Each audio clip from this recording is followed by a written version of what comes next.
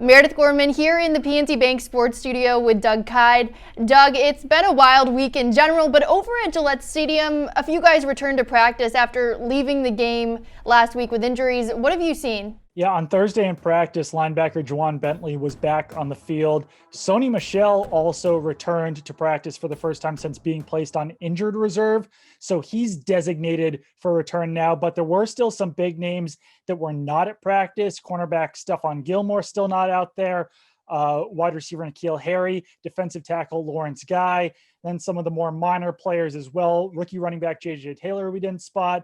Defensive tackle Carl Davis still dealing with a concussion, and then practice squad linebacker Rashad Berry. So that's three starters, though, in Gilmore, Harry, and Guy, who are not at practice, but it does help a little bit to possibly have Michelle back in the fold, and then to also have Juwan Bentley in there.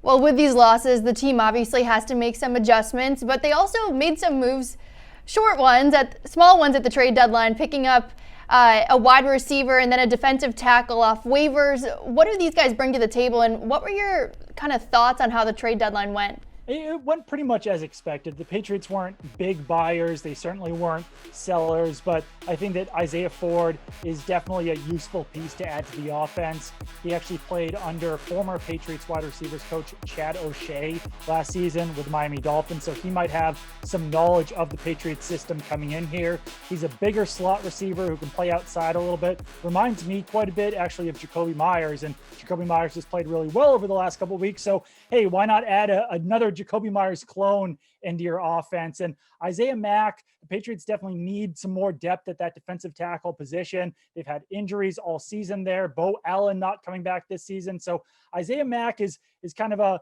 shorter player. He's 6'1", 299 pounds, but he is probably the Patriots' most athletic option now at defensive tackle. He ran a sub 5-second 40-yard dash at his pro day coming out of college last year, had some good agility scores and explosion scores. So it'll be interesting to see how the Patriots work him into the system. I'm not sure if he'll be a big impact player, but it does just provide a little bit more depth there with Guy out, with Carl Davis still dealing with a concussion, and some of the other things that the Patriots have dealt with there. The one thing is that Ford and Mack probably won't be able to play until next week because of the NFL's COVID protocols. They were not at practice on Thursday. Wouldn't expect them to practice or play until next week.